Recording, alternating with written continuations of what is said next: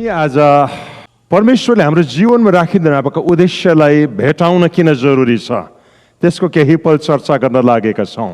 एफिसीको पत्रिका 2 अध्यायको 1 देखि लिएर 6 पदसम्म हामी पढ्न लागेका छौँ। तिमीहरू आफ्ना अपराध र पापहरूद्वारा मरेको बेलामा उहाँले तिमीहरूलाई जीवित पार्नुभयो। यिनैमा यस संसारको रीति अनुसार र आकाशको शक्तिको मालिक अनुसार अनेककारिताको सन्तानमा अहिले काम गर्ने आत्मा अनुसार तिमीहरू अघि एकपल्ट चल्दै थियौ। तिनीहरू मध्ये हामी सबै पनि शरीर र मनको इच्छा पूरा गरेर आफ्नो पापमय स्वभावका लालसामा अघि जिउँथ्यौँ र बाँकी मानिस जस्तै हामी स्वभावैले क्रोधका सन्तान थियौँ। तर परमेश्वर जो कृपामा धनी हुनुहुन्छ उहाँले आफ्नो महान प्रेमद्वारा हामीलाई प्रेम गर्नुभयो। यसकारण पापमा हामी मरेको भए तापनि उहाँले हामीलाई ख्रीष्टसँगै जीवित पार्नुभयो। अनुग्रहबाट नै तिमीहरूले उद्धार पाएका छौ र उहाँसँग हामीलाई उठाउनु भयो अनि स्वर्ग स्थानहरूमा ख्रीष्ट येशूसँग बसाल्नु भयो। हामी आज एफिसीको पत्रिकाबाट 3 कुराहरूलाई हेर्न लागेका छौँ। 2वटा कुराहरू यस खण्डभित्र पाउँछौँ अनि एउटा कुरा अहिले हामी अर्को खण्डबाट हेर्न लागेका छौँ। तर पहिलो कुरो तपाईँले यस खण्डमा हेर्नुभयो भनेदेखि के देख्नुहुन्छ भने तिमीहरू आफ्नो अपराध र पापहरूद्वारा मरेको बेलामा उहाँले तिमीहरूलाई जीवित पार्नुभयो। हामी एक जमानामा चाहिँ पाप र अपराधहरूभित्र मरेका थियौँ। तर प्रभु यीशुलाई जसलाई हामीले विश्वास गर्यौँ त्यति बेला के भयो भनेदेखि परमेश्वरले हामीलाई यीशुको जीवन हालिदिनु भयो अनि हाम्रो आत्मा जिउँदो पार्यो। त्यसले चाहिँ के चाहिँ बदलाउ ल्यायो अब केही पल हामी त्यसको चर्चा गर्न लागेका छौँ। बाइबलले के भन्दछ भनेदेखि तिमीहरू आफ्नो अपराध र पापहरूद्वारा मरेको बेलामा उहाँले तिमीहरूलाई जीवित पार्नुभयो। एक जमाना थियो जति बेला के थियो भनेदेखि नि हामी यस संसारको रीति अनुसार चल्दथ्यौँ, आकाशको शक्तिको मालिक अनुसार चल्दथ्यौँ, अनेककारिताको सन्तानमा काम गर्ने आत्माले हामीलाई चलाउँदथ्यो। अनि बाइबलले के भन्दछ शरीर र मनको इच्छा पूरा गरेर पापमै लालसामा अघि जिउँथ्यौँ र बाँकी मानिस जस्तै हामी स्वभावैले क्रोधको सन्तान थियौँ। प्रभु यीशुलाई पाउनुभन्दा अगाडि हाम्रो जीवन कस्तो थियो भनेदेखि शरीरले जे माग्यो त्यो हामी खान्थ्यौँ, हामीलाई जे इच्छा लाग्यो हामी त्यो गर्थ्यौँ। अनि कसैलाई सोध्यो तिमीले किन यसो गरेको भनेर सोद्धाखेरि उसको उत्तर चाहिँ के हुन्थ्यो मेरो आत्माले माग्यो अनि मैले खाएँ। हो खासमा त आत्माले मागेको होइन मनले मागेको है त। तर प्रभु यीशुलाई नपाएको मान्छेले के भन्दछ आत्माले माग्यो अनि खाएँ। आत्मा मार्नु हुँदैन। तिमीले किन कुट्यौ भन्दाखेरि मलाई झोक चल्यो अनि मैले के गरेँ कुटेँ। किन त्यो ठाउँमा गयौ भन्दा जाउँ जाउँ लाग्यो गएँ। अनि हाम्रो जीवन चाहिँ कस्तो थियो भनेदेखि नि शरीरले जे माग्थ्यो त्यही गर्नमा हामीले जीवनलाई दिएका थियौँ। अनि हामी सबैको जीवनलाई चाहिँ केले चलाएको थियो भनेदेखि नि यो प्रकारको धारणाले चाहिँ चलाइराखेको थियो। हामी त्यसरी जिउँथ्यौँ। तपाईँहरू कतिजनाको तपाईँको पहिलाको ब्याकग्राउन्डलाई हेर्नुभयो भनेदेखि तपाईँ जाँड रक्सीमा के हुनुहुन्थ्यो भनेदेखि नि गहिरिएको मानिसहरू हुनुहुन्थ्यो। तपाईँहरू कतिजनाको जीवनलाई हेर्नुभयो भने त तपाईँले जीवनमा यस्तो खालको कुराहरूलाई गरिराख्नु भएको थियो जो चाहिँ अहिले हेर्दाखेरि छक्कै पर्नुहुन्छ मैले कसरी चाहिँ गरेँ होला। अनि तपाईँले ती कुरालाई नो भन्नै सक्नुहुन्थेन। तर मजाको कुरा चाहिँ के छ भनेदेखि नि जुन दिन तपाईँ र मैले प्रभु यीशुलाई पायौँ तपाईँको आत्मा जिउँदो पार्यो। अनि जसै तपाईँको आत्मा तपाईँभित्र नि प्रभु यीशुलाई विश्वास गर्दाखेरि जिउँदो भयो त्यहाँदेखि चाहिँ एउटा समस्या सुरु भयो। समस्या चाहिँ के सुरु भयो भनेदेखि नि अघिसम्म तपाईँलाई खाँदा केही जस्तो पनि लाग्थेन। तर प्रभु यीशुलाई पाइसकेर पनि जबसै तपाईँले खानुहुन्छ नि तपाईँको भित्र नमिठो लाग्न सुरु भयो। अघिसम्म तपाईँलाई कसैलाई प्याच्चै भन्दैदाखेरि मैले त्यसलाई भन्दै भनेर त्यो रात मजाले सुत्नुहुन्थ्यो। तर प्रभु यीशुलाई पाइसकेर पनि जीवन एकै तालमा बदलिहाल्दैन है त। जीवनमा नि प्रभु यीशुलाई पाइसकेर पनि निकै महिनासम्म निकै वर्षसम्म त्यो पुरानो गल्तीहरू दोहोरिन खोज्छ अनि दोहोरिँदै पनि गरेको हुन्छ। तर यति चाहिँ फरक के हुँदछ भनेदेखि नि यीशु प्रभुलाई पाइसक्ने साथ जादु जस्तो एक रातमा जीवन सबैको बदलिँदैन। यद्यपि कसै कसैको चाहिँ बदलिन्छ तर सबै मानिसको एक साथमा बदलिँदैन। तर प्रभु यीशुलाई जसै तपाईँले पाउनुहुन्छ र यीशु प्रभुलाई पाउँदाखेरि तपाईँको आत्मा जीवित पारिन्दछ। यसो त आत्मा चाहिँ जिउँदो भयो तर मन बदलिएको छैन।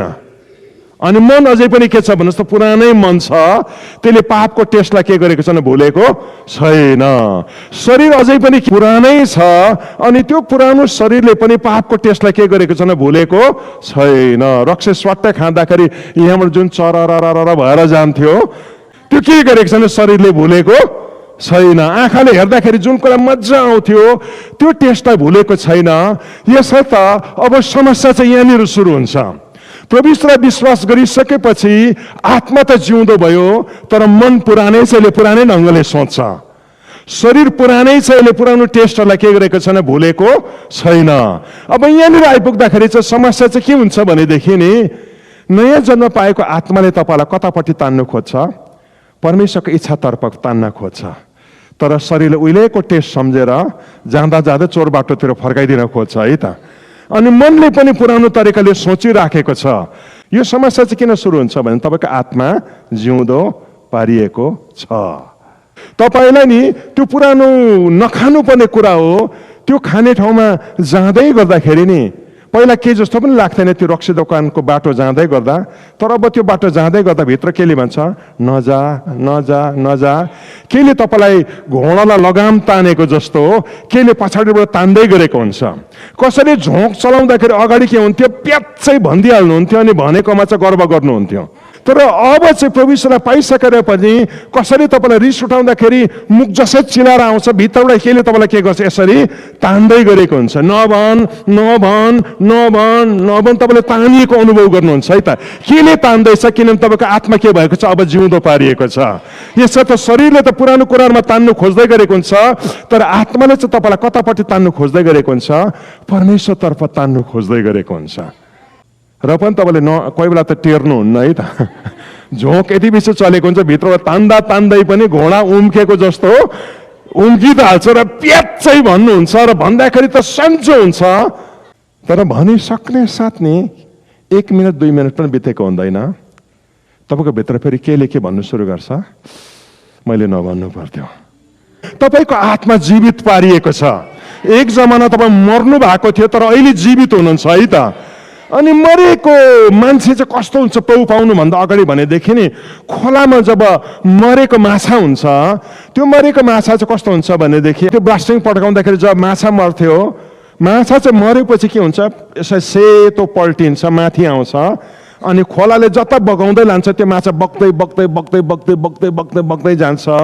अनि त्यति बेला चाहिँ पौडी खेलेर त्यो माछालाई समातेर निकालिन्छ। अलास्का या अरू कतिवटा उत्तरे ध्रुवको ठाउँमा नि सल्मन माछा हुन्छ, तपाईँहरूले देख्नु पनि भएको होला, खानु पनि भएको होला। त्यो माछाको एउटा विशेष गुण जो अरू माछासित मिल्दैन, त्यो चाहिँ के हुन्छ अरे भनेदेखि, त्यो माछालाई नि त्यसको बाउआमाले फ्रेस वाटरमा चाहिँ अन्डा पार्छ र बच्चा काट्छ, अनि त्यो बच्चाबाट निस्किन्छ है त। उनीहरूको त्यो बाउआमाले पारेको अन्डाबाट विशेष आमाले अन्डा पार्दछ, बाबुले त्यसलाई स्पनिङ गर्दछ, अनि त्यो चाहिँ ठुलो भएपछि ओह्रालो लाग्दै जान्छ र तल तलको खोलाहरूमा र समुद्रमा त्यो आउँदछ। तर सल्मनको एउटा विशेषता चाहिँ के छ अरे भनेदेखि जब त्यो माछा आफू ठुलो हुन्छ र त्यसले अन्डा पार्ने बेला हुन्छ, हजारौँ माइलको यात्रा नै पार गरेर कहाँ फर्केर जान्छ अरे भन्नुहोस् त, जहाँ ऊ जन्मिएको थियो त्यही ठाउँमै फर्केर जान्छ अरे। त्यो माछाले नि 1 नम्बर चाहिँ आफ्नो जन्मेको ठाउँ चिन्छ, अनि 2 नम्बर चाहिँ अन्डा पार्नुको लागि चाहिँ त्यसले नि ठिक त्यही ठाउँमा फर्केर जान्छ जहाँ चाहिँ ऊ सुरुमा अन्डाबाट जन्मिएको थियो।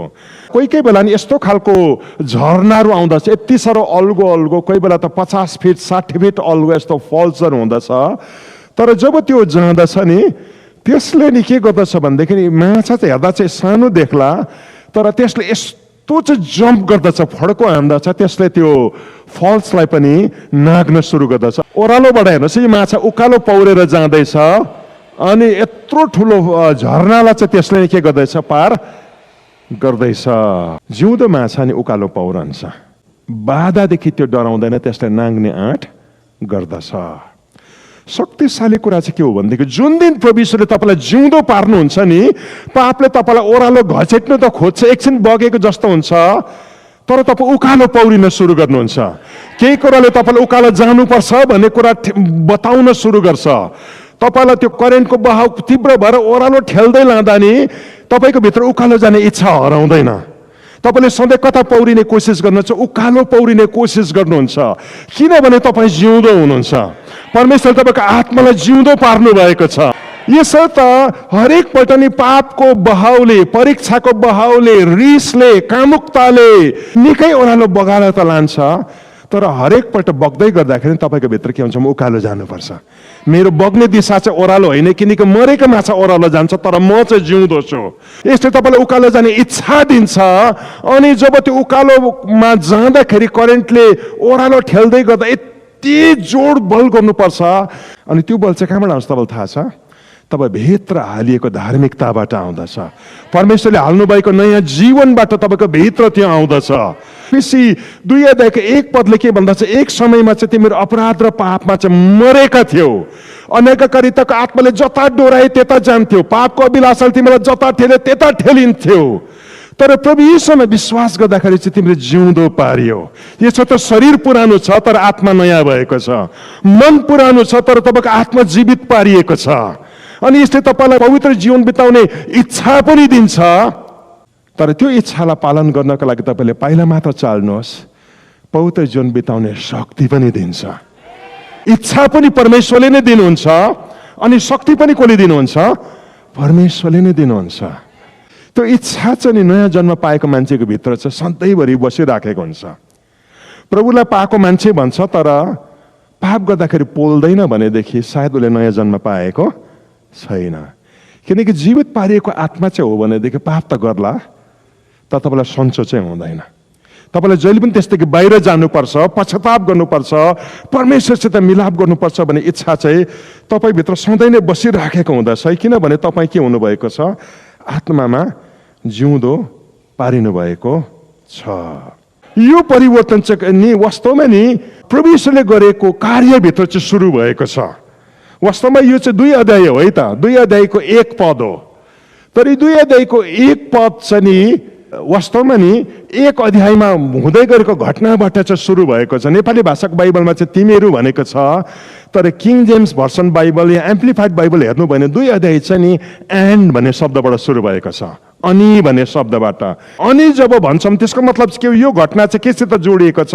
योभन्दा अगाडि भएको घटनासित जोडिएको छ। अनि भन्ने शब्द चाहिँ 2वटालाई कनेक्ट गर्ने शब्द हो। एफिसी 1:20 लिएर 23 पदलाई हामी हेर्न लागेका छौँ। जो उहाँले ख्रिस्टमा पुरा गर्नुभयो, जब उहाँले ख्रिस्टलाई मरेकोबाट जीवित पार्नुभयो र अनि स्वर्गीय स्थानहरूमा आफ्नै दाहिने बाहुलीपट्टि बसाल्नुभयो, सबै शासन र अधिकार, शक्ति र राज्यमाथि यस युगका मात्र होइन तर आउने युगका जति पनि नाउँ छन् ती सबै माथि उहाँलाई राख्नुभयो। यहाँनिर चाहिँ कसको कुरा गर्दैछ? यीशु ख्रिस्टको कुरा गर्दैछ। परमेश्वरले प्रभु यीशुलाई मरेकोबाट जीवित पार्नुभयो अनि उहाँलाई स्वर्गीय स्थानहरूमा आफ्नै दाहिने बाहुलीतर्फ बसाल्नु भयो। अब परमेश्वरले यीशु प्रभुलाई जे गर्नुभयो त्यो भित्र चाहिँ परमेश्वरले हामीलाई गर्नुपर्ने कुरा गर्दै हुनुहुन्थ्यो। वास्तवमा प्रभु यीशु क्रुसमा मारिनु चाहिँ यीशु प्रभुको आफ्नो लागि थिएन, किनकि प्रभु यीशुलाई क्रुसमा मारिने जरुरत थिएन। प्रभु यीशुलाई बौरी उठ्ने जरुरत पनि थिएन, किनकि उहाँ चाहिँ अनन्तताको परमेश्वर। प्रभु यीशुलाई जे भयो र प्रभु यीशुले जे पनि गर्नुभयो त्यो चाहिँ एउटा रिप्रेजेन्टेसन हो, उहाँले प्रतिनिधित्व गर्नुभएको छ है त। बाइबलले के भन्दछ भनेदेखि नि प्रभु यीशु जब संसारमा आउनुभयो, परमेश्वरले नि उहाँभित्र चाहिँ तपाईँ र मलाई हाल्नुभयो। उहाँ नि वास्तवमा नि संसारमा चाहिँ तपाईँ बन्नको लागि आउनुभयो। तपाईँले 4वटा सुसमाचारमा हेर्नु भने 4वटा सुसमाचारले यीशु प्रभुलाई अलग अलग रूपमा दर्शाएको छ, तर विशेष गरी यूहन्नाको सुसमाचारले चाहिँ यीशु प्रभुलाई नै सन अफ गड भनेर दर्शाएको छ। तर तपाईँलाई थाहा छ लुकाको सुसमाचारले चाहिँ प्रभु यीशुलाई सन अफ म्यान भनेर दर्शाएको छ। यसो त लुकाको सुसमाचारभरि नि प्रभु यीशुले आफूलाई के भन्नुभएको छ? मानिसको पुत्र भनेर आफूलाई सम्बोधित गरेको छ। लुकाको सुसमाचारले चाहिँ के भन्छ? उहाँ मान्छे बन्नुभयो, तपाईँ र मेरो लागि रिप्रेजेन्ट गर्ने प्रतिनिधि मानिस। अनि परमेश्वरले चाहिँ तपाईँ र मलाई को भित्र हाल्नुभयो? यीशु प्रभु भित्र हाल्नुभयो। रोमीको पत्रिकाले भन्दछ र कोरिन्थीको पत्रिकाले भन्दछ, मसित यो $1 को नोट छ, यो बिल छ है त। मैले यो किताबभित्र यो $1 को नोटलाई हालेँ। जसै किताबभित्र यो $1 को नोट हालियो, यो नोट कहाँ छ भन्नुहोस् त? अब किताबभित्र छ। अब यो किताब जहाँ जान्छ यो नोट त्यहाँ जान्छ। यो किताबलाई जे हुन्छ यो नोटलाई त्यो हुन्छ। मैले यो किताबलाई टिपेर नि भुइँमा राखिदिएँ भनेदेखि नि मैले नोट राखेको होइन, के राखेको? किताबलाई राखेको। तर किताबभित्र त्यो नोट भएको कारण यो नोट कहाँ छ अहिले? भुइँमा छ। मैले भुइँबाट यो किताबलाई टिपेँ अनि टिपेर मैले यो किताबलाई जसै यो पोडियममाथि राखेँ, यो किताब पोडियममाथि आयो। यो किताबलाई जसै म हातमा उचाल्छु यो नोट पनि के भएको छ? मेरो हातमा उचालिएको छ। बाइबलले एक्ज्याक्टली त्यही भन्छ कि प्रभु यीशु जब संसारमा आउनुभयो नि, परमेश्वरले के गर्नुभयो अरे? तपाईँ जन्मिनु भएकै थिएन तर नजन्मिएको तपाईँलाई। अचम्मकै त दुईवटा नमिल्ने शब्द छ। जन्मिएको पनि छैन र पनि तपाईँ थियो अरे। हेर्नुहोस् है त, कहाँ थियो अरे? परमेश्वरको मनभित्र थियो, परमेश्वरको विचारको रूपमा थियो। अनि त्यति बेला नै परमेश्वरले तपाईँलाई यीशु प्रभु भित्र हाल्नुभयो अनि परमेश्वरले नि यीशु प्रभुलाई लगेर क्रुसमा मारिदिनु भयो है त। यीशु प्रभु मारिँदै थियो तर बाइबलले के भन्दछ? वास्तवमा यीशु प्रभु मारिँदै गर्दाखेरि चाहिँ यो $1 किताबभित्रको भएको कारणले गर्दा यो किताब चाहिँ यदि पानीमा झऱ्यो भनेदेखि नोट पनि कहाँ झर्छ? पानीमा झर्छ। यो किताब आगोमा झरेर जल्यो भने यो भित्र भएको नोट पनि त्यही अवस्थामा जान्छ है त। परमेश्वरले तपाईँलाई यीशु प्रभु भित्र हाल्नु भएको कारण नि यीशु प्रभु मारिँदै गर्दाखेरि चाहिँ नि परमेश्वरको मस्तिष्कमा चाहिँ को मारियो अरे भन्नुहोस् त? तपाईँ मारिनु भयो। यसो त यो जब मारिएको यीशु प्रभु नि गाडिनु भयो, तपाईँ जन्मेकै थिएन तर परमेश्वरले तपाईँलाई गाड्नु भयो अरे। परमेश्वर यीशु प्रभुलाई गाडेकै भएन। 3 दिन बादमा यीशु प्रभु जसै चिहानबाट बौरी उठ्नुभयो अनि उहाँलाई लगेर उहाँले ख्रिस्टलाई मरेकोबाट जब जीवित पार्नुभयो, को जीवित पारियो भन्नुहोस् त? तपाईँ जीवित पारिनु। अनि परमेश्वरले लगेर यीशु प्रभुलाई नि उहाँको सिंहासनको दाहिनेपट्टि सिंहासनमा जसै बसाल्नु भयो नि, तपाईँ जन्मिनु भएकै थिएन, तपाईँ परमेश्वरसित सिंहासनको दाहिने बाहुलीपट्टि बस्नुभयो। शक्तिशाली कुरा है त। यसो त यीशु प्रभु चाहिँ तपाईँको रिप्रेजेन्टेसन हुनुहुन्थ्यो, तपाईँको प्रतिनिधि हुनुहुन्थ्यो। तपाईँ जन्मिएकै थिएन तर परमेश्वरको नजर अगाडि चाहिँ नि यो घटना चाहिँ 2000 वर्ष अगाडि घटिसकेको घटना हो। तर जुन दिन तपाईँले प्रभु यीशुलाई विश्वास गर्नुभयो र ग्रहण गर्नुभयो नि, 2000 वर्ष घटिसकेको घटना चाहिँ तपाईँको जीवनमा नि फुत्त देखा पर्न सुरु गर्यो है त। प्रभु यीशुलाई जसै परमेश्वरले मरेकोबाट जीवित पार्नुभयो, अब यो चाहिँ 1 अध्यायको अन्तमा 20 पदमा लेखेको छ है त। तर 2 अध्यायको 1 पदमा चाहिँ के भन्छ भनेदेखि नि यीशु प्रभु जीवित पारिँदै गर्दाखेरि तपाईँ जीवित पारिनु भयो, तपाईँको आत्मा जीवित पारियो। यसो त नि तपाईँको बाहिरको जीवन नि असिद्धतामा होला तर तपाईँको आत्मा जिउँदछ। अब जीवित पारिएको आत्माले चाहिँ के गर्छ भनेदेखि नि पापलाई सहन गर्दैन। पापले ओह्रालो खोलामा ठेल्दै गर्दा जिउँदो माछाभित्र भएको जीवनले त्यसलाई उकालो ठेरेको जस्तै परमेश्वरको जीवनले, परमेश्वरको धार्मिकताले, परमेश्वरको स्वभावले तपाईँलाई जहिले पनि के गर्छ? उकालो ठेली नै बस्छ। यसैले नै तपाईँलाई ठेलेर पवित्र मान्छे बनाउनेछ। तपाईँ धर्मी त ठहरिसक्नुभयो तर के ठहरिएको छैन? सिद्ध ठहरिएको छैन। अनि यति बेला तपाईँको आत्माभित्र बसेको परमेश्वरको आत्माले नै के गर्दैछ भन्नुहोस् त? तपाईँलाई बिस्तारै सिद्धतातर्फ ठेल्ने काम गर्दैछ। अनि यही कुरा गर्नको लागि चाहिँ पवित्र आत्मा आएर तपाईँको आत्माभित्र बस्नु भएको छ। अनि पवित्र आत्माले तपाईँको आत्माभित्र गर्दै गरेको कुरा चाहिँ के हो भनेदेखि प्रभु यीशुको आगमनभन्दा अगाडिसम्म तपाईँलाई के पारिसक्नु? सिद्ध मानिसमा परिवर्तन गरिसक्नु चाहिँ परमेश्वरको इच्छा हो। परमेश्वरले तपाईँको आत्मालाई चाहिँ हेर्दाखेरि नि को जस्तो देख्छ भन्नुहोस् त? यीशु जस्तै। हेर्नुहोस् है त, उहाँको पुत्र जस्तै देख्दै हुनुहुन्छ। यसै कारण आज रात तपाईँ मर्नुभयो भनेदेखि तपाईँ स्वर्ग जानुहुन्छ, किनकि तपाईँको भित्रको आत्मा चाहिँ यीशु जस्तो भइसकेको छ। यीशुको जीवन तपाईँको भित्र रोपिएको छ। तपाईँ भित्र बसेको परमेश्वरको जीवनले जिम्मा लिइसकेको छ। त्यो आत्माले चाहिँ के जिम्मा लिएको छ भनेदेखि नि यीशुको आगमन भन्दा अगाडि चाहिँ म दानियल छेत्रीलाई चाहिँ जस्तै बनाइदिन्छु, म विनय भण्डारीलाई चाहिँ को जस्तो बनाइदिन्छु? येशू जस्तै बनाइदिन्छु। यसो त तपाईँको परिवर्तन चाहिँ नि हुन्छै हुन्छ, किनकि परमेश्वरले यो कुरा आफ्नो हातमा जिम्मा लिनुभएको छ। तपाईँ र मेरो काम चाहिँ यति मात्र हो, चोर बाटो लाग्दै गर्दाखेरि भित्र यसो तानेको चाहिँ के गर्नु पर्यो? चाल पाउनु पर्यो। अनि तान्दै गर्दा हुन्छ हुन्छ हुन्छ हुन्छ भन्नु सुरु गर्नु पर्यो है त। तर तपाईँले सक्नुहुन्न। जसै तान्दाखेरि नखाऊ नखाऊ मैले खानु मन त लागिहाल्छ, त्यति बेला भन्नुहोस् प्रभु तपाईँले म भित्र यो नखाने इच्छा हालिदिनु भयो, तर नखाइ म बस्न सक्दिनँ, अब शक्ति पनि तपाईँले हालिदिनु पर्छ। अनि त्यो पाप नगर्नका लागि एक पाइला मात्र उचाल्नुहोस्। फर्स्ट पाइला चाहिँ तपाईँले उचाल्नुपर्छ। दोस्रो पाइलादेखि कसले उचाल्न सुरु गर्दछ? परमेश्वरले। अनि तपाईँ छक्कै पर्नुहुन्छ, म यस्तो रिस खप्नु नसक्ने मान्छे, तर आज त म मुख बन्द गरेर बसेँ हौ।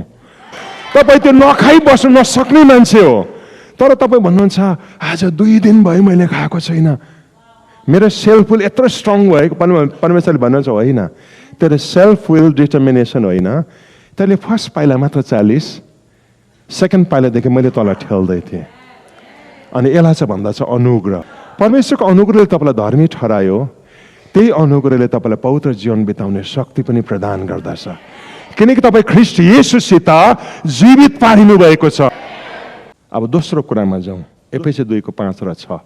यसकारण हामी पापमा मरेको भए तापनि उहाँले हामीलाई ख्रीष्टसँगै जीवित पार्नुभयो, अनुग्रहबाट नै तिमीले उद्धार पाएका छौ र उहाँसँग हामीलाई उठाउनु भयो अनि स्वर्गीय स्थानहरूमा ख्रीष्ट येशूसँग बसाल्नु भयो। हामीलाई के गर्नुभयो? उहाँले उठाउनु भयो। त यो $1 को बिल्ला हालेर यो किताबलाई उठाएको जस्तो हामीलाई उठाउनु भयो। अनि परमेश्वरले यीशु प्रभुलाई मरेकोबाट बरु उठाएपछि प्रभु येशू 40 दिनसम्म चेलाएर कहाँ देखा पर्नुभयो। अनि 50औं दिनमा चेलाले हेर्दा यीशु त के भयो? स्वयं उचालिनु भयो। चेलाले हेर्दैछ यीशु उकालो जानु भएको भक्कै बादलले स्वाट्टै छैले। त्यहाँदेखि यीशु कता गयो भन्दाखेरि चाहिँ नि परमेश्वर यीशु प्रभुलाई स्वाट्टै उचालेर लानुभयो अनि लगेर उहाँको सिंहासनमा पुर्याउनु भयो। दाहिनेपट्टिको सिंहासनमा उहाँलाई ठ्याक्कै बसाउनु भयो। एफएसी 1 हेर्नुहोस् ल, दाहिने बाहुलीपट्टि बसाल्नु भयो 20 पदमा। अनि सबै शासन अधिकार शक्ति र राज्यमाथि यस युगका मात्र होइन तर आउने युगको पनि जति नआउँछन् ती सबैमाथि उहाँलाई राख्नु भयो। परमेश्वरले आफ्नो सिंहासनको दाहिने बाहुलीपट्टि यीशुलाई ठ्याक्क बसाल्नु भयो। परमेश्वरले त यीशुलाई बसालेको, तर तपाईँ कहाँ भित्र हुनुहुन्थ्यो? यीशुभित्र। अनि परमेश्वरले चाहिँ आजको दिन तपाईँलाई हेर्दाखेरि नि यहाँ होइन, उहाँको सिंहासनमा बसेको देख्दै हुनुहुन्छ, उहाँको दाहिनेपट्टि बसेको देख्दै हुनुहुन्छ है त। अनि यीशुलाई सिंहासनमा ठ्याक्कै बसालेपछि परमेश्वरले शासन चाहिँ यीशुको खुट्टा मुनि राखिदिएको, अधिकार यीशुको खुट्टा मुनि राखिदिएको, शक्ति यीशुको खुट्टा मुनि राखिदिएको, राज्य यीशुको खुट्टा मुनि राखिदिएको। यस युगका मात्र होइन आउने युगको सबै नाउँहरूलाई उहाँको खुट्टा मुनि राखिदिएको। वास्तवमा राख्नु त यीशुको खुट्टा मुनि राखिदिएको। तपाईँ यीशुभित्र भएको कारण यति बेला कहाँ बसिराख्नु भएको छ? परमेश्वरको सिंहासनमाथि बसिराख्नु भएको छ। अनि यति बेला नि शासन कसको खुट्टा मुनि छ? तपाईँको खुट्टा मुनि। अधिकार कसको खुट्टा मुनि छ? तपाईँको खुट्टा मुनि। शक्ति कसको खुट्टा मुनि छ? तपाईँको खुट्टा मुनि। अनि संसारभरि भएको जति पनि नाउँहरू चाहिँ त्यस कसको खुट्टा मुनि छ? मेरो खुट्टा मुनि भन्नुहोस् न। एफएसी 1 अध्याय यीशुलाई घटेको घटना हो, तर 2 अध्याय चाहिँ के भन्नुहोस् त, त्यो घटनाभित्र तपाईँलाई चाहिँ के भयो? त्यसको इफेक्ट चाहिँ तपाईँले आफ्नो जीवनमा देख्नुहुन्छ। 2 अध्यायमा आउनुहोस् त, 5 पद। यसकारण हामी पापमा मरेको भए तापनि उहाँले हामीलाई ख्रीष्टसँगै जीवित पार्नुभयो, अनुग्रहबाट तिमीले उद्धार पाएका छ। 6 पद। र उहाँसँग हामीलाई उठाउनु भयो अनि स्वर्गीय स्थानहरूमा ख्रीष्ट येशूसित बसाल्नु भयो। तपाईँ यीशुभित्र भएको कारण परमेश्वरले उचालेर तपाईँलाई सिंहासनमा बसाल्नु भयो। यति बेला तपाईँ सिंहासनमाथि बस्नु भएको छ। अब सिंहासनको कुरा गरौँ अलिकति। सिंहासन चाहिँ बस्ने ठाउँ हो। सिंहासन कस्तो खालको आसन हो? त्यो आसन हो जहाँ राजा गएर जसै बस्दछ नि, गभर्मेन्ट सुरु हुँदछ, सरकार सुरु हुँदछ, त्यहाँदेखि उसो चाहिँ नि देश चल्न सुरु हुँदछ। त्यहाँ बसेपछि चाहिँ त्यहाँबाट बोलेको हरेक कुरा चाहिँ कानुन बनिन्दछ अनि देशले मान्न कर लाग्दछ।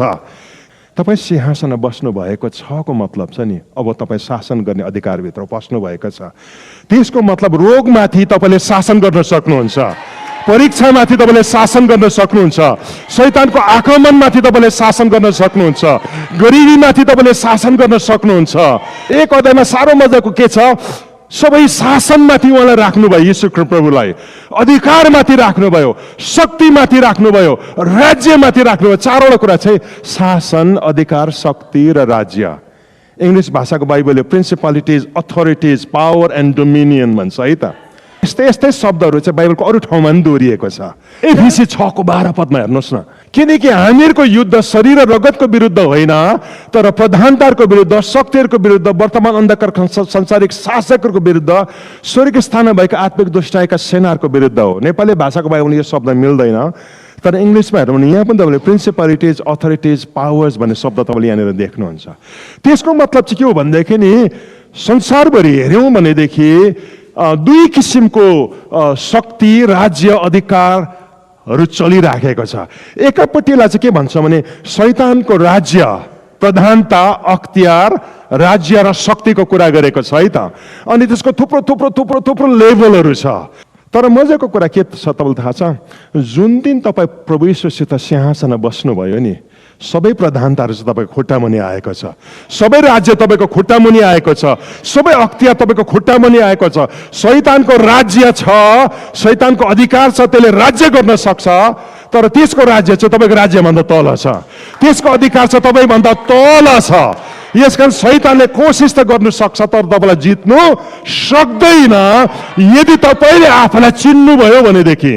यसो त शैतानको शक्ति छ, तर यो शक्ति चाहिँ नि खालि त्यसको जीवनमा मात्र चल्नु सक्छ जो यीशुसित सिंहासनमा बसेको छैन। र तपाईँलाई शैतानले दलिमली गर्नु सक्दैन, किनभनेदेखि नि शैतानको तपाईँमाथि अधिकार छैन। शैतानको अधिकार त छ, तर तपाईँमाथि छैन। शैतानको राज्य त छ, तर तपाईँ त्यसभन्दा माथि हुनुहुन्छ। यसो त आजको दिन शैतानले नि डिस्ट्रक्सन ल्याउँदैका त तपाईँ बाँच्नुहुन्छ। म के विश्वास गर्छु, क्रिस्चियनलाई शैतानले एक्सिडेन्टमा मार्नु सक्दैन, क्रिस्चियनलाई शैतानले गोलाबारीमा मार्नु सक्दैन, क्रिस्चियनलाई शैतानले तन्त्र मन्त्रमा मार्नु सक्दैन। कयौँचोटि क्रिस्चियन एक्सिडेन्टमा किन मर्छ भनेदेखि नि उसले आफ्नो जीवनमा चाहिँ त्यसलाई राज्य गर्ने अधिकार जसै आफैले दिन्छ, तब मात्र शैतानले त्यो अधिकार चलाउन सक्दछ। तर तपाईँ सिंहासनमा चाहिँ बस्नु भएको छ भन्ने कुरा जब बुझ्नुहुन्छ र शैतान मेरो खुट्टा मुनि छ, जति उफ्रिन्छ उफ्रोस्, तर त्यसले तपाईँलाई केही पनि गर्न सक्दैन। यसो त अघि जीवित पारिनु चाहिँ के थियो भन्नुहोस् त, चरित्र र पापमा कुराहरूमाथि विजयी थियो भनेदेखि नि सिंहासनमा बस्नु चाहिँ के हो तपाईँलाई थाहा छ, शासन गर्ने अधिकार हो। आज परमेश्वरले वर्डन लाइफ चर्चलाई, परमेश्वरले आजको दिन अनुग्रह चर्चलाई, परमेश्वरले आजको दिन न्यू लाइफ चर्चलाई के भन्दै हुनुहुन्छ भनेदेखि नि कहिलेसम्म लुइरे भएर जिउने, तिमीहरू त शासन गर्ने मान्छेहरू, कम स्टार्ट रेनिङ, आऊ शासन गर्नु सुरु गर। तपाईँ नि राजाको अधिकारलाई चलाउनु सुरु गर्नुहोस्। हेर्नुहोस् शत्रुलाई हरेक कुराले कसरी चाहिँ तपाईँको लागि बाटो छोड्न सुरु गर्छ, ल्याउला त्यसले, तर तपाईँले आफ्नो अख्तियार चाहिँ चलाउन सुरु गर्नुहोस् त त्यो जान सुरु हुन्छ। एकापट्टि शैतानको प्रधान त अख्तियार, शक्ति र राज्यमाथि तपाईँलाई अधिकार दिएको छ, त्यसले तपाईँलाई केही पनि गर्नु सक्दैन। उहिलेको समयमा नि तन्त्र मन्त्र लाइन्थ्यो, बाण हान्यो भन्थ्यो, तपाईँलाई त्यो लाग्दैन, किनभने त्यो भन्दा कता हो कता तपाईँ के हुनुहुन्छ, माथि हुनुहुन्छ। तर परमेश्वरले तपाईँलाई प्रधानता, शक्ति र अख्ति र राज्यमाथि तपाईँको सिंहासनलाई राख्नुभयो भन्दै गर्दाखेरि चाहिँ शैतानमाथि मात्र शासनको कुरा गरेको होइन। कलसी 1:16 पदमा नि यही शब्द दोहोरिएको तपाईँले भेटाउनुहुन्छ, किनकि उहाँमा नै सबै थोक सृष्टि भएका थिए, स्वर्ग र पृथ्वीमा भएका दृश्य र अदृश्य थोकहरू, चाहे सिंहासनहरू, चाहे प्रभुत्वहरू, चाहे प्रधानताहरू, चाहे अधिकारहरू, सबै थोक उहाँद्वारै र उहाँकै निम्ति सृजिएका थिए। परमेश्वरले यस पृथ्वीमा राज्य स्थापना गर्नुभएको छ। यो चाहिँ स्वर्गदूतहरूको शासनहरू हो। अलग अलग शासन गर्ने अख्तियार, अलग अलग शासन गर्ने इलाका, अलग अलग शासन गर्ने शक्ति र अधिकारको साथमा नि परमेश्वरले स्वर्गदूतहरूलाई नियुक्त गर्नुभएको छ। तर तपाईँलाई थाहा छ त्यो स्वर्गदूतहरू पनि कसको अधीनमा छ, तपाईँको अधीनमा। कतिले स्वर्गदूत भन्दा अबुई भनेर नि स्वर्गदूतको नक्सा राखेर पुजुङ जस्तो लाग्ला, तर तपाईँ स्वर्गदूत भन्दा माथि हुनुहुन्छ। हिब्रू 1:1 के भन्छ, तिनीहरू त तपाईँको सेवा गर्ने आत्मा हो। उद्धार पाएको मान्छेको लागि सेवा गर्ने आत्मा तिनीहरू हो। यद्यपि तिनीहरूले तपाईँको हुकुमलाई मान्दैन है त। हुकुम चाहिँ कहाँबाट आउनुपर्छ, परमेश्वरबाट आउनुपर्छ। अनि स्वर्गदूतले परमेश्वरको हुकुम मात्र मान्दछ। तर जसै तपाईँ परमेश्वरको उद्देश्यमा उभिएर नि परमेश्वरले बोलेकै कुरा जब तपाईँले बोल्न चाहिँ सुरु गर्नुहोस्, तपाईँको मुखबाट जे पनि निस्किन्छ नि स्वर्गदूतले त्यसलाई समातेर घटना घटाउन सुरु गरिहाल्दछ। भजन सङ्ग्रह 103 20 पद हुनुपर्ने हो। त्यहाँ के लेखेको छ, परमेश्वरको मुखबाट निस्केको आवाजलाई पुरा गर्ने हे शक्तिशाली स्वर्गदूतहरू उहाँको प्रशंसा गर भन्छ।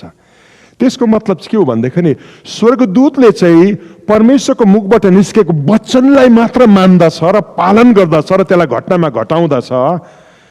तर उद्धार पाएको मान्छेले आफ्नो मुखमा नि परमेश्वरले बोलेको कुरा जसै हाल्छ र बोल्नु सुरु गर्दछ, त्यति बेला स्वर्गदूतले चाहिँ नि तपाईँको शासनलाई स्वीकार गर्न सुरु गर्दछ। जुन मान्छेले पनि कुरालाई बुझ्छ नि, ऊ एन्जेलिक मिनिस्ट्रीलाई एक्सपिरियन्स गर्ने ठाउँमा पुग्दछ। स्वर्गदूतको क्रियाकलाप उसको जीवनमा बढ्न सुरु हुँदछ। परमेश्वरले स्वर्गदूतद्वारा घटना घटाउन सुरु गर्दछ। तपाईँ भन्नुहुन्छ होला कसरी चाहिँ भयो, संजोगले म त्यहाँ पुग्दा ठिक्क यस्तो पनि भइराखेको। पास्टर विनयले अस्ति मलाई भन्दै हुनुहुन्थ्यो नयाँ चर्च पाएको बारेमा, कसरी चाहिँ पाए थाहा छैन, तर म त्यहाँ ठिक्क पुग्दाखेरि ती मानिसको हृदय हाम्रो लागि खोल्यो। तपाईँ भन्नुहुन्छ होला कसरी भन्नुहुन्छ नि, पर्दा पछाडि स्वर्गदूतले के गर्दै थियो, त्यो घटनालाई ठेलेर ल्याउँदै ल्याउँदै ल्याउँदै ल्याउँदै ठिक्कै यताबाट घटना आउँदै थियो, यताबाट तपाईँ जानु हुँदै थियो, ठक्क ठोकिँदाखेरि कोइन्सिडेन्स जस्तो लाग्यो, तर वास्तवमा पर्दा पछाडि बसेर स्वर्गदूतले घटना घटाउँदै थियो। किन भन्दाखेरि तपाईँले कति वर्षसम्म चाहिँ परमेश्वरको वचन मुखमा हालेर के गर्नुभएको थियो, बोल्नु भएको थियो। जब चर्चले यस कुरालाई बुझ्दछ नि, चर्चभित्र स्वर्गदूत देखा पर्न सुरु हुँदछ। चर्चभित्र स्वर्गदूतको क्रियाकलाप देखा पर्न सुरु हुँदछ। स्वर्गदूतको असाइनमेन्ट आउन सुरु हुँदछ। याकुब जब बेथेलमा नि ढुङ्गाको सिरानी लगाएर सुत्यो, उसले निदाको बेलामा सपना देख्यो। सपनामा चाहिँ उसले जहाँनिर सिरानी लगाएको छ त्यो ढुङ्गाको छेउबाट चाहिँ एउटा ठुलो सिँढी उकालो गएको छ। अनि कोही स्वर्गदूत ओह्रालो झर्दै थिए, अनि कोही स्वर्गदूत उकालो चढ्दै थिए। यसको मतलब चाहिँ के हो तपाईँलाई थाहा छ? ओह्रालो झर्दै थिए भन्नुको मतलब नि परमेश्वरको योजना तपाईँको जना पुरा गर्नका लागि हुकुम पाएको स्वर्गदूतहरू चाहिँ माथिबाट तल आउँदछ। तलबाट उकालो जाँदै थियो भनेको त्यो चाहिँ काम सकेर जाने स्वर्गदूत, असाइनमेन्ट कम्प्लिट गरेर जाने स्वर्गदूतहरू। आजको दिन क्वेसन गर्नुहोस्, कहाँ छ त्यो स्वर्गदूतहरू? यही नै छ। तर चर्चले स्वर्गदूतको मिनिस्ट्रीलाई नबुझ्दाखेरि स्वर्गबाट बोकेर त आयो परमेश्वरको योजना, तर चर्चले त्यसलाई नसमाउँदाखेरि पर्खेर बसिराखेको छ। प्रभु 10 वर्ष भइसक्यो तपाईँले यो घटना पठाएकै, खै यसले समाउँदैन। एक दिन परमेश्वरले वाक्क फेरि आइजाऊ भन्छ, अनि तपाईँको डेस्टिनी के हुन्छ भन्नुहोस् त, वापस त्यसले बोकेर फर्किन्छ। इजरायल जब कनान देशको मुखमा पुग्यो नि, मिस्रदेखि निस्केर, अनि त्यति बेला त्यो घटना घटाउने स्वर्गदूतहरू चाहिँ ठिक ठिकमा आएर बसिसकेको थियो। इजरायलले लडाइँ गर्नका लागि पहिला मात्र चाल्नु पर्थ्यो, लडाइँ चाहिँ स्वर्गदूतले लड्ने थियो। तर इजरायलले जसै परमेश्वरको प्रतिज्ञामा त्यो अविश्वास गरे, इजरायलको नियति चाहिँ 40 वर्ष पछाडि सर्यो। कनान देश 40 वर्ष ढिलो भयो है त। तर तपाईँलाई थाहा छ 40 वर्ष बादमा नि मोसा मर्यो र यहोशूको नेतृत्वमा इजरायल कनान देशभित्र पस्दाखेरि तपाईँलाई थाहा छ कनान देशभित्र पसेकै बेलामा नि एक बिहान यहोशूले यसो आँखा उचालेर हेर्दाखेरि के देख्यो भन्नुहोस् त, हातमा नाङ्गो तरवार बोकेको एकजना व्यक्ति ठिङ्ग उभिराखेको छ शत्रु र उसको बिचमा। यहोशूले के सोधेको छ, तपाईँ कतापट्टिको चाहिँ हुनुहुन्छ, तपाईँ उतापट्टिको कि हामीपट्टिको भन्दा त्यो स्वर्गदूतले दिएको उत्तर साह्रो मजाको छ। म उतापट्टिको पनि होइन, म तिमीपट्टिको पनि होइन, म चाहिँ यहाँनिर परमेश्वरको फौजको कप्तान भएर आएको छु। त्यसको मतलब चाहिँ के हो, जो पनि आज यो भूमिमा उभिएर ईश्वरको उद्देश्यलाई चाहिँ समात्दछ, म त्योसित लड्नको लागि आएको छु। अनि परमेश्वरको उद्देश्यलाई यहोशूले जसै समात्यो नि, वास्तव यिरियोको पर्खाल चाहिँ कराउँदा ढल्दैन, तर स्वर्गदूतले ढालेको। यो वास्तवमा नि लडाइँ छ नि जुन तरिकाले इजरायलले जित्दै गयो, यहोशूले नि वास्तवमा नि कुनै पनि लडाइँ हारेन। एउटै लडाइँ मात्र आधा जति हार्यो, एउटा पनि आधा हार्यो, अहिलेको मानिसहरूसित 36 जना मर्यो है त। त्यो लडाइँ चाहिँ सेन्सिटिभ नहुँदाखेरि हार्यो, नत्र यहोशूले एउटै पनि लडाइँ हारेन। तपाईँ भन्नुहुन्छ यहोशूको तलवारमा त्यो कुशलता थियो, यहोशूको उसको जनरलसिप चाहिँ यति साह्रो स्ट्रङ थियो कि उसले त्यो गर्यो भन्छ। इतिहासकारले भन्छ यहोशू one of the most efficient general of Israel भन्छ है त। यहोशू एक कुशल जनरल पनि थियो, तर वास्तवमा सम्पूर्ण क्रेडिट चाहिँ यहोशूको कुशलता होइन, कसैले चाहिँ उसको पक्षमा त्यो लडाइँ गर्दैछ है त। तपाईँलाई यति चाहिँ बताइदिउँ, तपाईँको परिवारको स्वर्गदूतहरू छ, तपाईँको आफ्नो स्वर्गदूत पनि छ। बाइबलमा पढ्नु भएको पत्रुसको स्वर्गदूत भनेको छ। पत्रुस झ्यालखानबाट छुटेर ढोका ढकढकाउन जाँदाखेरि त्यो रोदा भने नोकुर्नेले अत्तालेर ढोकै नखोलिकन भित्र गएर पत्रुस आएको छ बाहिर भन्दा नि मान्छेले के भनेछ, पत्रुस होइन होला, पत्रुस के होला, स्वर्गदूत होला। पहिलो शताब्दीको चर्चले चाहिँ के चाहिँ बुझेको थियो भने हरेक उद्धार पाएको मान्छेको कमसे कम पनि एकजना स्वर्गदूत छ, तपाईको स्वर्गदूत छ। अनि स्वर्गको सिंहासन अगाडि चाहिँ त्यो स्वर्गदूतलाई के भनेर चिनिन्छ अरे? त्यो चाहिँ दानियलको स्वर्गदूत, विनय भण्डारीको स्वर्गदूत, कौशिलाको स्वर्गदूत, मणिराजको स्वर्गदूत भनेर चिनिन्छ है त। अनि हरेक दिन चाहिँ त्यो स्वर्गदूतले ईश्वरको सिंहासन अगाडि उभिएर चाहिँ नि तपाईको जीवनमा घट्नुपर्ने घटना चाहिँ परमेश्वरको दराजबाट निकाल्छ अनि तल ओर्लेर आउँछ। स्वर्गदूतको सेवकालाई एन्गेज गर्नु चर्चले सिक्नुपर्छ। स्वर्गदूतको सेवकाईको बारेमा भन्नु हो भनेदेखि नि बाइबलले के भन्छ? नानीहरूको स्वर्गदूत हुन्छ अरे। बाइबलमा के भन्छ? यी साना नानीहरूलाई पनि बाधा नदेऊ, किनकि यिनीहरूको स्वर्गदूतले मेरो बाबुको अनुहार चाहिँ डेली हेर्छ भनेको छ। एन्जेलिक मिनिस्ट्री छ नि, तपाईँ सिंहासनमा बसेको कारण तपाईँको खुट्टामा नि छ। एफिसीमा आउनुहोस् त 1 अध्यायमा 21 पद हेर्नुहोस् ल। सबै शासन, अधिकार, शक्ति र राज्यमाथि यस युगका मात्र होइन तर आउने युगका पनि जति नाउँ छन् ती सबै माथि उहाँलाई राख्नुभयो। संसारमा हरेक समस्याको नाम छ। क्यान्सर के हो? नाम हो। दुश्मनी के हो? समस्याको नाम हो है त।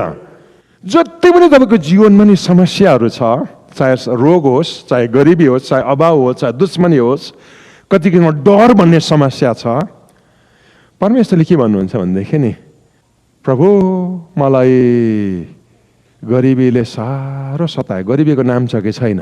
छ। तँ सिंहासनमा बसेको दिन नि त्यो नाम कहाँ आएको छ? तेरो खुट्टा मुनि आएको छ। किनभने यो चाहिँ यीशुको खुट्टा मुनि राखिएको हो। यसरी त बाइबलले नामलाई साह्रो महत्त्व दिन्छ है त। मैले युट्युबमा एउटा भिडियो बोलेको छु, यीशुको नाममा त्यस्तो विशेषता के छ? परमेश्वरको लागि नाम साह्रो इम्पोर्टेन्ट हो। अनि मजाको कुरा चाहिँ के छ? परमेश्वरले हरेक समस्याको नाम जान्नुहुन्छ। तर जुनै पनि नाम भएको समस्या किन नहोस्, नाम चाहिँ यसो बिचरा तपाईँको नाम चाहिँ यसो आयो भने सोच्नुहोस् त्यो कहाँ छ? मेरो खुट्टा मुनि छ। किनकि परमेश्वर तपाईँलाई शासन गर्ने ठाउँमा राख्नु भएको छ। प्रमोसन अब हेर्नुहोस् है, बिस्तारो प्रमोसनको कुरा छ।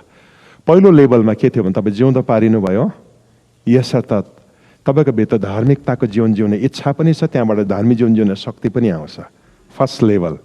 तर परमेश्वरले तपाईँलाई नि पाप नगरी जिउने मान्छे मात्र होइन, तपाईँलाई शासन गर्ने मान्छे बनाउनुहुन्छ। परमेश्वरले तपाईँलाई त्यहाँदेखि अझै माथि लैजान चाहनुहुन्छ। अनि अन्तिम कुरा चाहिँ म तपाईँलाई अब कहाँ देखाउन लागेको छु भनेदेखि नि एफिसी 2:10, किनकि हामी असल कामहरूको निम्ति ख्रीष्ट यीशुमा सृजना गरिएका उहाँका हातका सिप हौं। हामी ती बमोजिम हिँडौँ भन्ने हेतुले परमेश्वरले पहिलेबाट ती तयार गर्नुभएको थियो। एफिसी 2:1 मा तपाईँ जीवित पारिनु भयो। अलिक तल जाँदाखेरि के भन्छ भने परमेश्वरले तपाईँलाई यीशुसित सिंहासनमा बसाल्नु भयो, राज्य गर्ने अधिकार दिनुभयो। त्यहाँदेखि तपाईँ जब सरेर 10 पदमा जब आउनुहुन्छ, त्यहाँदेखि चाहिँ नि परमेश्वरले तपाईँलाई नि तपाईँको जीवनको लागि राखिदिएको काम भेटाउनमा सहायता गर्नुहुन्छ। अनि हामी असल कामहरूको निम्ति ख्रीष्ट यीशुमा सृजना गरिएका उहाँका हातका सिप हौं। हामी ती बमोजिम हिँडौँ भन्ने हेतुले परमेश्वरले पहिलेबाट ती तयार गर्नुभएको थियो। तपाईँले काम गरेर उद्धार पाउनुहुन्न, तपाईले असल जीवन बिताएर उद्धार पाउनुहुन्न। उद्धार चाहिँ तपाईँले अनुग्रहबाट पाउनुहुन्छ। यो चाहिँ 2:9 मा छ।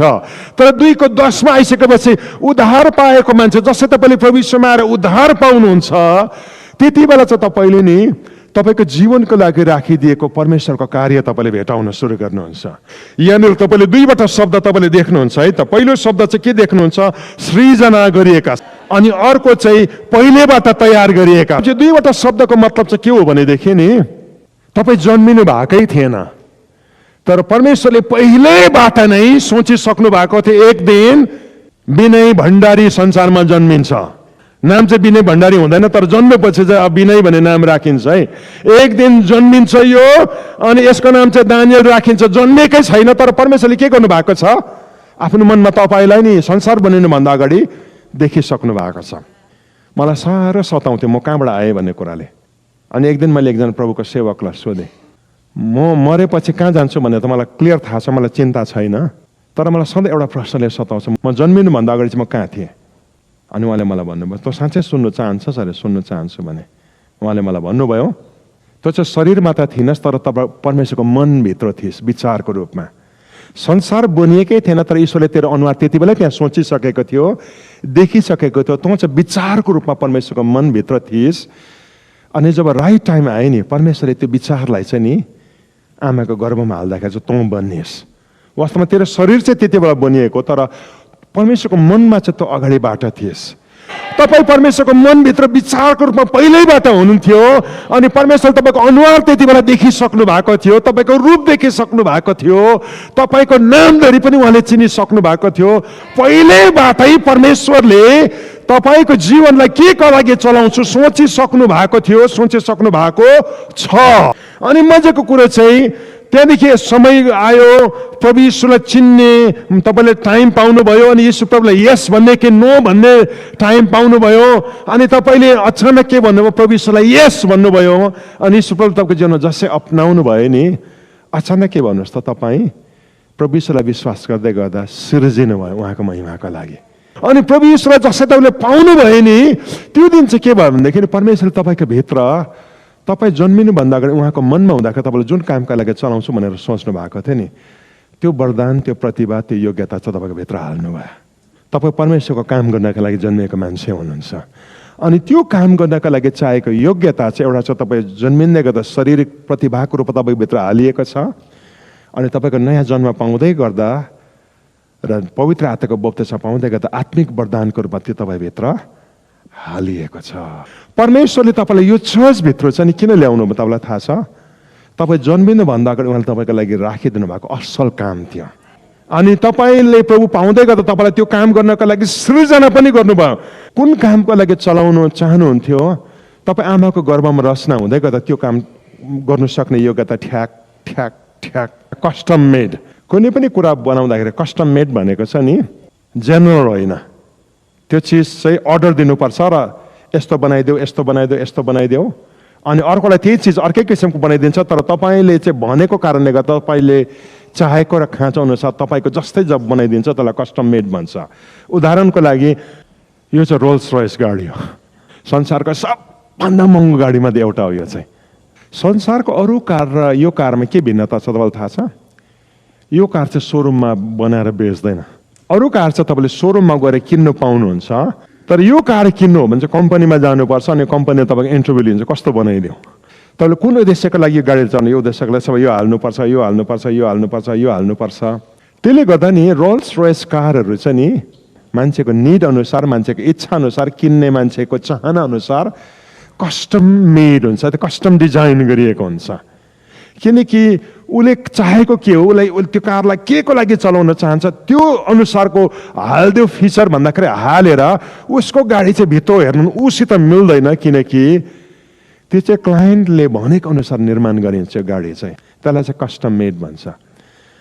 परमेश्वरले तपाईँलाई नि आमाको गर्भमा रच्दै गर्दाखेरि म यसलाई के को लागि चलाउँछु भनेर यसलाई म यसको लागि चलाउँछु, त्यसो भए यो वरदान ठ्याक्कै।